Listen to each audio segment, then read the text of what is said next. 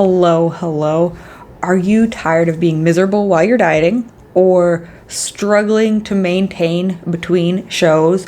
Or maybe you are always going to the extreme of either hardcore dieting and restricting everything or full on all you can eat buffet for weeks on end.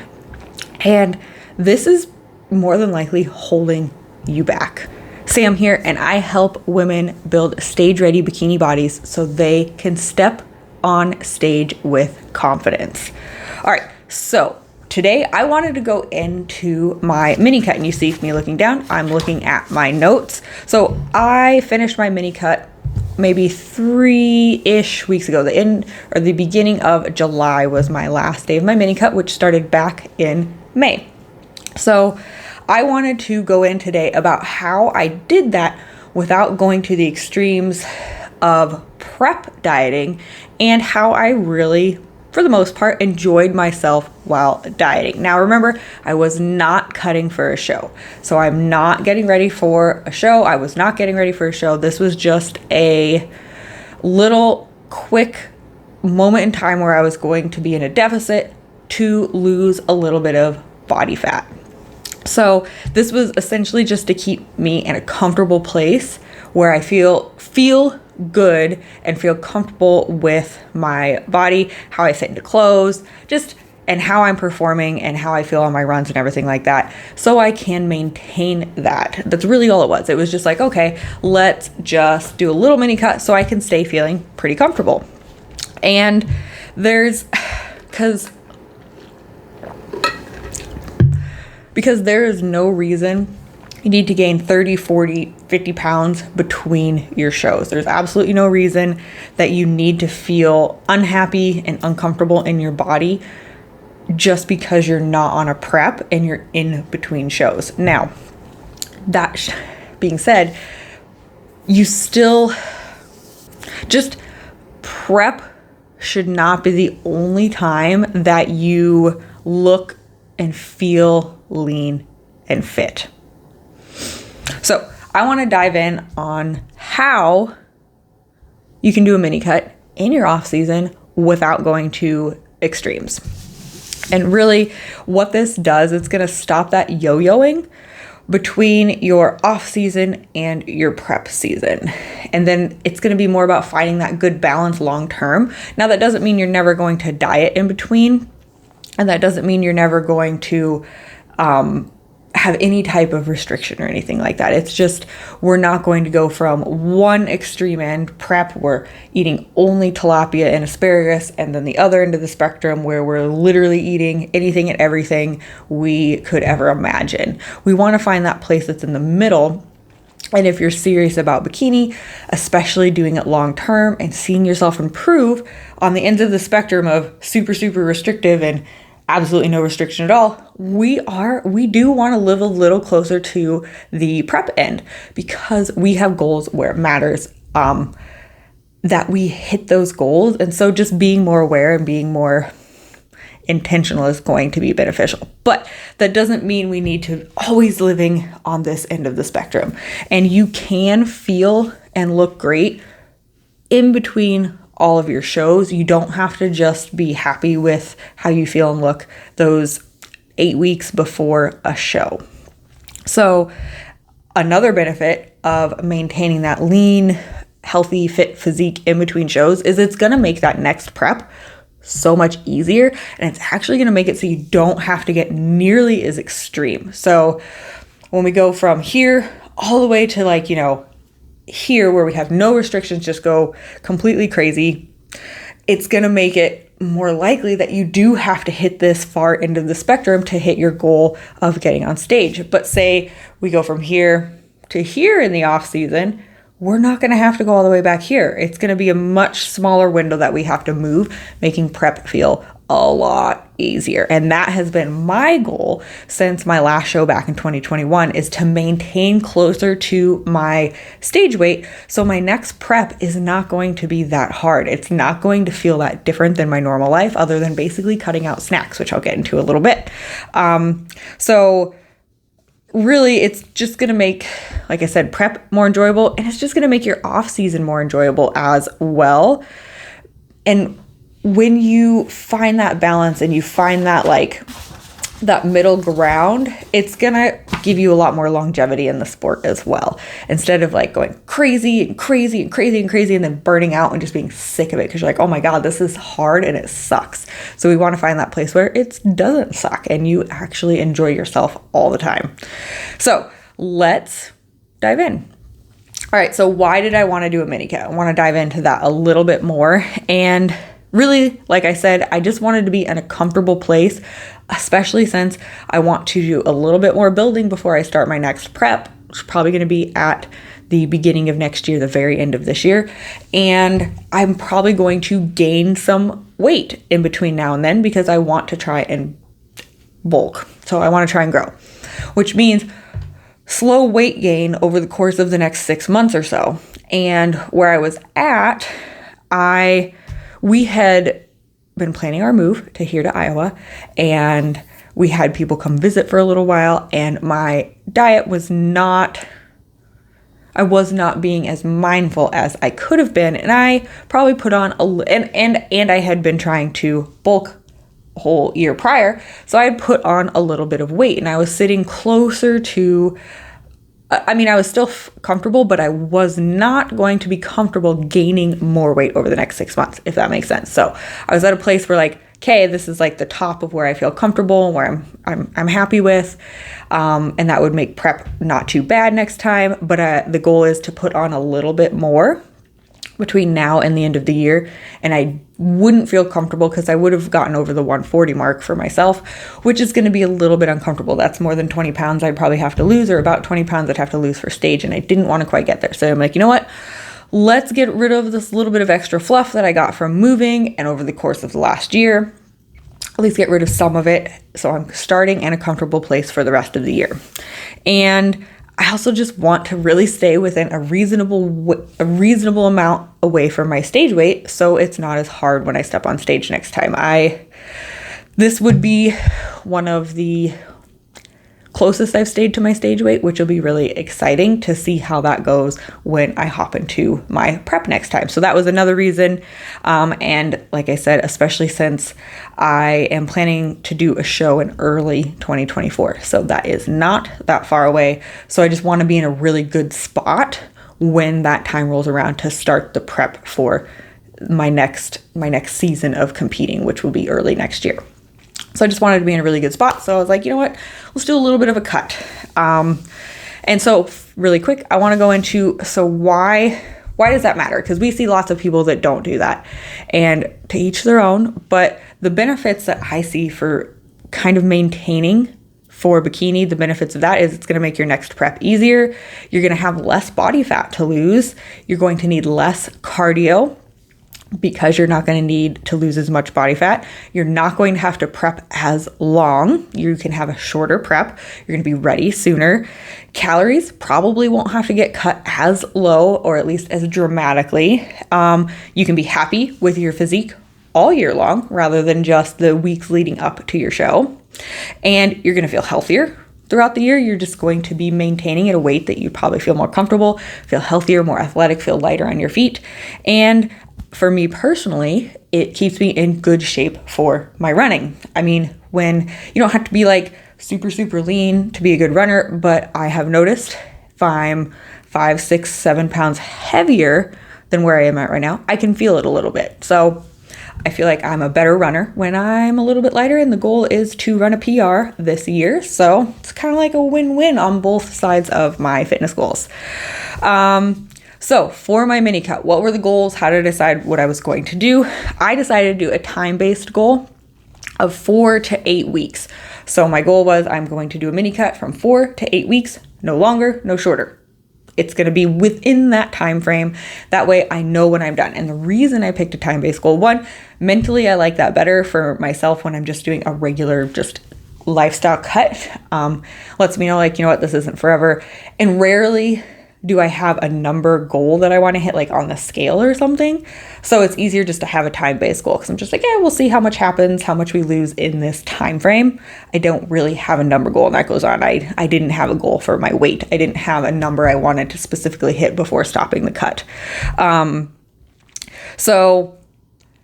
And the limit was 8 weeks because I didn't want to waste too much of my off-season time since I'm getting ready to do a show. I want to have plenty of more time to build some muscle between now and then. So I didn't want to go too long and like trying to get into 12-week or something range where then I'm cutting a whole month off my potential of gaining. And like I said, I didn't really have a weight goal. I was thinking around the 133-ish mark, but that wasn't going to make or break my decision. I was still going to stick with my time-based goal. But the number was coming. That would be nice to see. So I was around like 138-ish when I started, and my goal was to hit around that 133-ish mark within that time frame. So how did I do my cut? How did I structure it? So let's talk about the nutrition aspects of it. So the weeks leading up to doing the mini cut. So when we were during our move and the weeks up to our move, and then the week and a half after we moved, we were eating out a lot. We were eating out at least 2 to 3 times a week, which is a lot for us. And so technically from that little chunk of time, I made big changes to my diet. But for my normal, how I typically eat when I'm not moving halfway across the country, there was not any huge changes. So what did I do? I set a calorie goal for myself, and I set a protein goal. So my calorie goal at the start was 18 to 19 with a protein goal of 130 or more, so 130 grams or more. And my calorie goal was 18 to 1900 calories. And then I kind of just let carbs and fats fall where they may. Obviously, I would just make sure to double check that my fat calories were where they need to be. I tend to naturally eat very low fat. I don't know if that's a holdover from my history with preps, learning how to eat high volume and not have as dense foods, but I tend to prefer that actually. So I don't eat super high fat, so I do need to kind of look at that to make sure I'm getting enough fats. I like protein, so I can eat a lot of protein, and I like carbs, so those tend to overpower my fats quite a bit. And then I did use my Net Diary to keep track of my numbers. I really like my Net Diary. I feel like it's colorful and it's pretty easy to use. I don't know. I'm just a big fan of it. I don't pay for the premium, so it'd probably be even better if I did that. I don't mind counting calories. It doesn't bother me. I enjoy it. It keeps me focused, keeps me on track, but I don't get neurotic about it either. I don't get too like, oh my God, I couldn't count. I went out to eat and I don't know exactly how many calories I got. I'm fine with rough estimating. Now that's different if I were on prep. I wouldn't go out to eat on prep, but I wasn't on prep. I was just regular lifestyle dieting, and I was like, yeah, I'll just kind of guess. It's fine. And then like I didn't always measure out if I had like a little tiny bite of cheese or something. Like I don't get neurotic about it, especially during a lifestyle cut, or really ever, I guess. But I'm okay with it and I enjoy it. It helps me stay focused and it helps me know exactly what's going on, so I don't feel like I don't know what's happening. So I really like calorie counting for dieting. It just makes it easier to me. So what kind of stuff did I eat for my nutrition? I stuck with my normal food. I did chicken, pork, rice, eggs, oatmeal, olives, spinach, broccoli, all my normal foods. I didn't really change anything, and I still had candy almost every day. I won't say every single day, but still had a fun dip planned in every 90% of the nights. I did have a fun dip while I was cutting. And then also I did have a Vita still every day at breakfast. So I didn't cut out all processed foods or anything, but I did stick to a majority of minimally processed 1 ingredient foods just because I like those. Those are part of my normal diet. And if you want to see success long-term and living lean, fit, and healthy, that's going to be something you need to do is have mostly minimally processed foods as part of your diet. Doesn't need to be 100%, but it probably needs to be mostly. So how did I eat?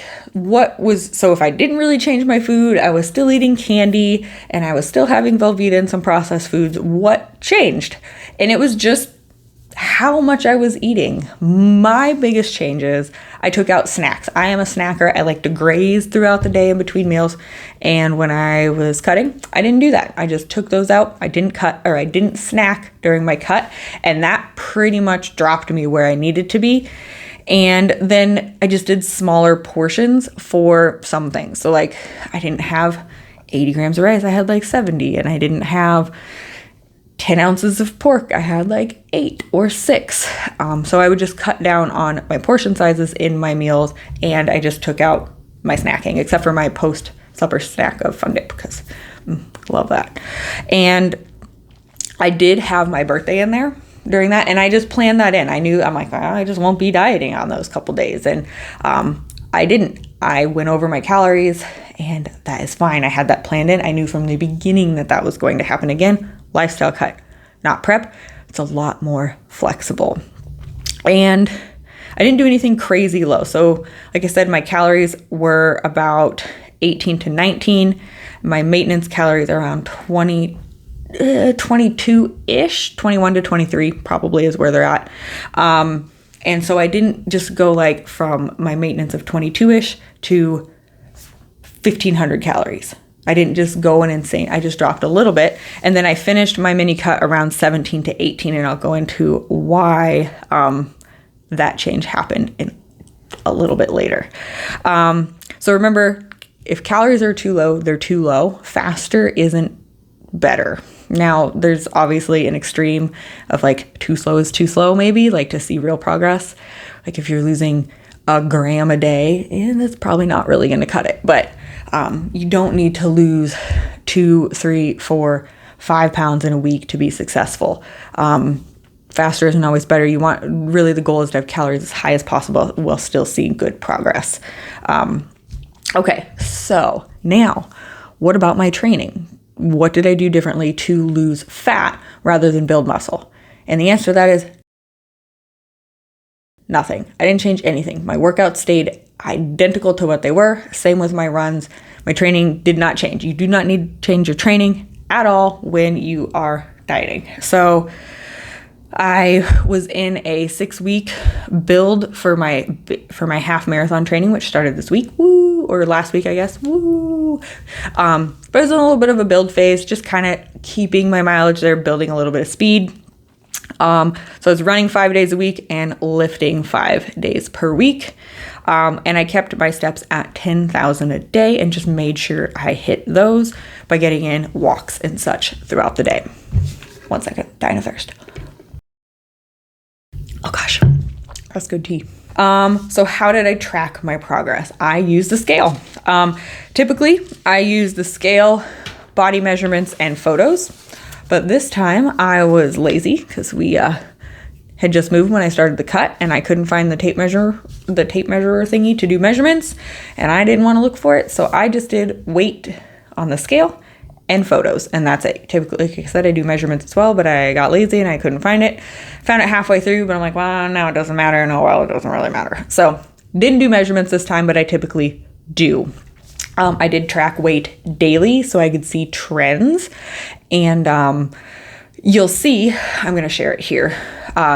You'll see how you could say volatile my daily weigh-ins were. And I want you to remember that day-to-day weight is not indicative of progress, but trends over time are.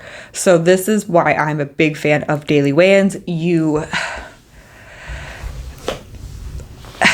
Each day doesn't matter on its own per se, but they all matter together to paint a full picture.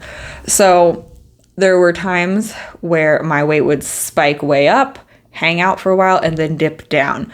So that's why I'm not a big fan of just sometimes weighing, because if I would have hit on one of those spikes, I would have been like, oh my God, I almost weigh more than when I started 2 weeks ago. But if we look at the averages, we'll see that trend going down. And doing the day-to-day weighing, it just remember, it doesn't really matter on a day-to-day individual basis. It's more, what do you see over the course of time, which is very frustrating sometimes to people, because like, well, it's going to take a long time to see if this is working. Yes, stuff takes time. Patience and consistency is how you can see if something is working. So just remember that weight's going to fluctuate, but it's what that trend you see over time that's going to really tell you the story, more so than those each individual data points on the scale each day. I just think I want you to look at, if this is still up here or not, I don't know yet. We'll see what happens in editing. But were there, looking at these numbers on the daily, are there parts in there where you're like, oh my God, I would have wanted to quit because we'd see it spike up for like 2 or 3 days, or it doesn't look like you're making progress? Would you have wanted to quit at those moments? And that's when people will quit. And then they don't see that progress because it was just a spike and it was actually still trending downward. And that's when you quit there, that's when you eliminate progress. When you quit, you're never going to see progress. So remember, just take emotion out of it and really just look at it logically. Like, okay, it spiked up 2 days, but I've been hitting my numbers. I've been hitting my calories. I've been getting in my workouts.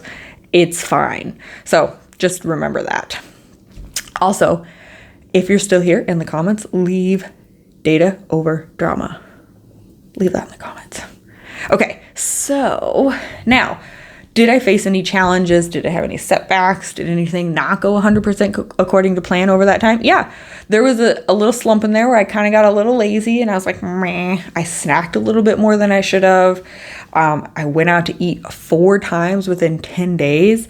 And at the end of the week, the scale hadn't moved at all. Like, it went up and down, but like on average, it didn't move at all, which I looked at it, I'm like, okay, Sam, what is this telling you?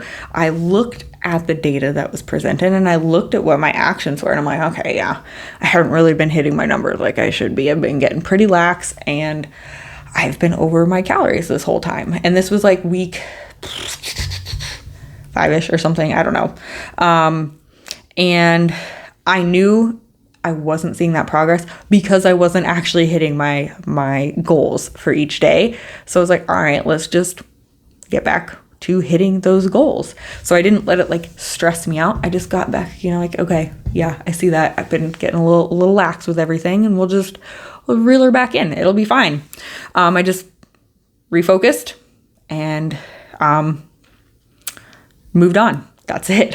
And that was where my calories, so we were getting toward the end of the cut by then. I think it was like week 5. And I was like, you know what? I really think I only want to do like 6 weeks. So that's when I brought my calories down another 100. I did 17 to 18 just to see that little last week be a little bit more aggressive, but still nothing crazy. I didn't want to be miserable. So I'm like, I can do 17 to 18. That's just slightly smaller portions at dinner time or something like that. So not too bad. And then I made my breakfast a little bit smaller some days. That was the biggest changes I did to do that 100. Now, this is where you want to think about mindset matters. I chose to go into a cut. No one was making me. No one's like, Sam, you have to lose some weight. You have to lose some body fat. I personally was like, I want to. So it was a choice. No one was forcing me. I just wanted to do it. So the mindset is, you're choosing to do this. You get to do this. You're in a lucky enough place. You get to choose to eat less food. And I wanted to make sure to keep my long-term goals in mind. I'm like, why am I doing this? Like, because I know I don't have to. So then some days I remind myself why. Like, oh, I'm doing it because of this long-term goal of having an easier prep and stepping on stage and looking better than last time. So keeping those long-term goals in mind can also really be beneficial, because you're like, okay, this is why I'm doing it. Because even right in the moment, you're not seeing the payoff nearly as much, but you're like, you know what, but long-term, it's going to pay off and be worth it. And then knowing I could just, keeping in mind, like, I could just eat whatever I wanted. I'm an adult. I can do whatever I want. I could just go eat a bag of Cheez-Its or a bag of Cheetos if I wanted to, but you know what? I really don't want to. Like, I kind of want to, but I really don't want to, because it doesn't line up with my long-term goals. And it doesn't line up with the short-term goal of wanting to lose a little bit of body fat.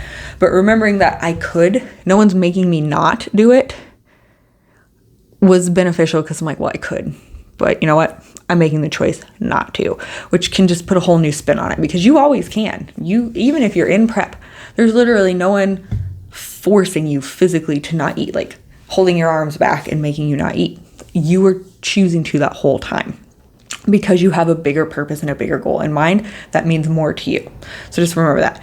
It's a choice, and you always have the choice not to follow that plan.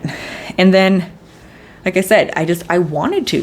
It was my choice. I had a goal that I wanted to, and just remembering that it was not forced upon me, and just keeping that mindset of like, you know what, I get to do this. I'm in a place where I get to choose, and it's because of these reasons that I want to do this. So keeping that positive, reason-based mindset can be really helpful. So what were my overall, if you hear a cat, sorry. So what were my overall results? I called it quits after week number 6, but with that week of being kind of lax, I'd say I had about 5 true weeks of being in a deficit, especially since there's some other days in there where I definitely wasn't, like my birthday weekend I wasn't, and then like we did a grill out at my mom's where I wasn't. So it was probably about 5 full weeks of actual dieting, of being in a deficit, and I lost about 5-ish pounds, 4 to 5. I got down about 133 from that 138. So I hit my number goal within that week, and I think that's probably why I called it off at 6. I'm like, yeah, I'm fine with that. So I called it off at the 6, technically 5 weeks worth of dieting, and I was happy. It's not a huge difference, I know that. So I'll put the pictures up here. It's not a big difference. You really can only see a little bit of change in my core. I feel like that's where you can see it the most, but that's because it wasn't a ton of weight. It was, like I said, 4 to 5 pounds. It wasn't a ton of weight, but you can mostly see it in my core. But I'm very happy with it. Like, I wasn't going for anything extreme. I was really only dieting for 5 weeks. That's not that long. And it wasn't very aggressive at all. And it was pretty lax. I had lots of days off in there. So I'm pretty happy with where I was at and where I'm moving forward going into the rest of my off season. So that's exciting.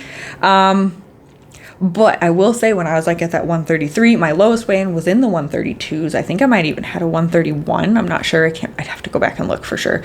I was at the point where I was like, ooh, I could just prep for a show. I'm getting real close. I mean, I'm only like 8-9 weeks away from being stage ready. So starting to toy with that. And I was like, no, stop it, Sam. You were not in a place where you can do that. There's no shows around. I would have had to travel, and that's not in the books right now.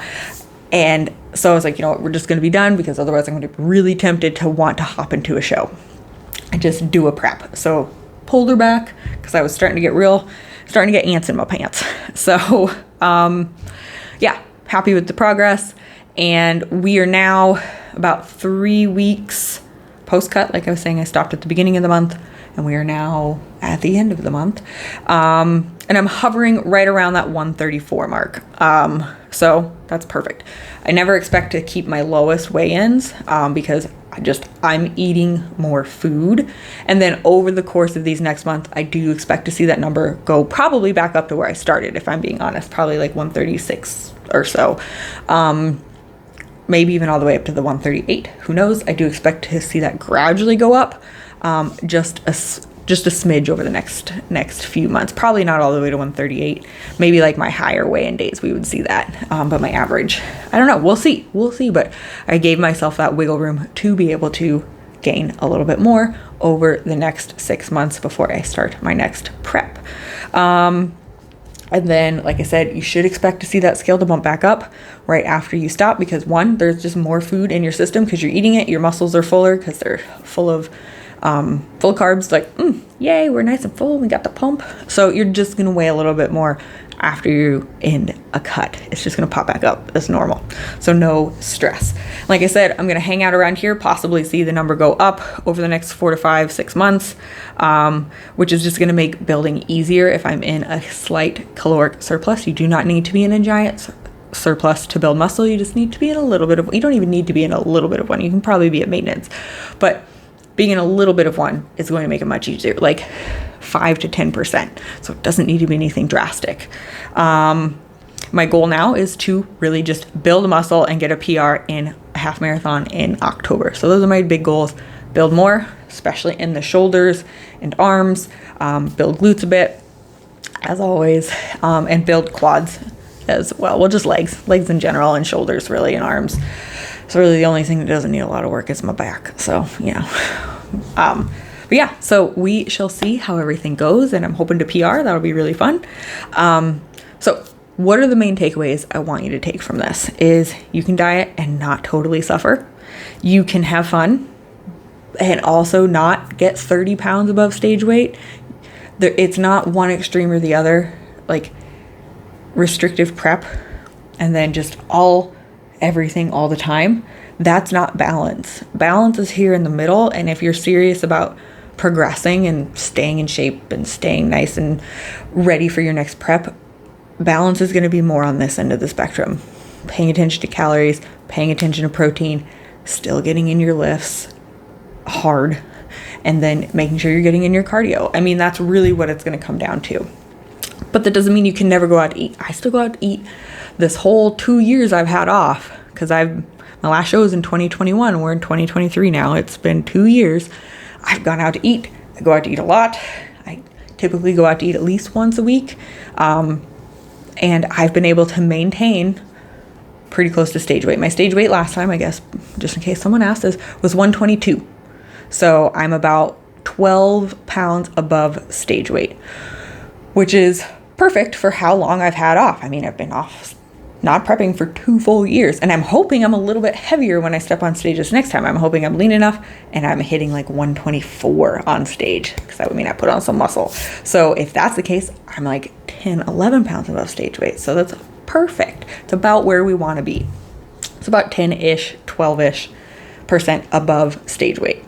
Let's see. Yeah. So another main takeaway is find that balance that's going to work for you, but not just in the sense it's like, I just need the break. No, balance that works for you that's going to keep your long-term goals in mind as well, not just your instant gratification monkey goals.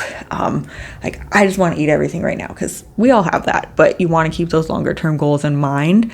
And that's where you want to find that balance, is what will work and still make it so you can hit those long-term goals and be happy and proud with your choices. And then just remember, you can do bikini prep.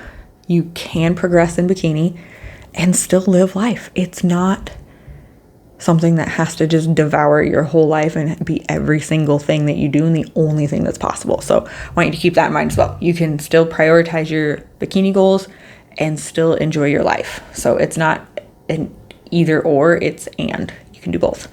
And then, yeah, so just to sum that up, you don't have to suffer when dieting. You can have fun, but not put on 30 pounds over your stage weight. You can find a balance while keeping your long-term goals in mind, and bikini prep and living can work together. So also, if you haven't already, hit that like button, hit subscribe so you don't miss anything in the future. And then also, if you are, that's the end of my script. Okay, well, that makes sense why I was saying hit the like button. I was like, oh, that's weird. But yeah, so that's it really. That was the mini cut. Minimal changes to nutrition. The big things were calorie, protein goal. No changes to training. I was already training 5 and 5. I mean, there wasn't really much I could add and be comfortable and happy with it. And just remember that you can enjoy life and stay in shape for your next prep. It's not an either or. You can find that balance. And like I said, remember, on that spectrum, if you're really serious and you want to keep progressing in bikini, you want to have a good prep, you want to have a good show, you want your physique to improve from show to show, not just trying to get back to that same one, your balance is going to be a little bit closer to this end of the spectrum than it is this end. And that's fine. There's nothing wrong with that. It's just being a little bit more mindful and a little bit more like precise with everything, like workouts and nutrition. That's all. That's it. It doesn't mean you can't go do other things still. It's just eating and moving your body. But yeah, so I want you to just remember, you can have both. Everything is great. If you have any questions about anything, please let me know. And you can drop those in the comments or whatever is fine. And I will, yeah. And if you have if you want to compete in your next show with confidence and look amazing, please reach out. I do offer online bikini prep coaching. And otherwise, I will talk to you guys in the next video. Peace out.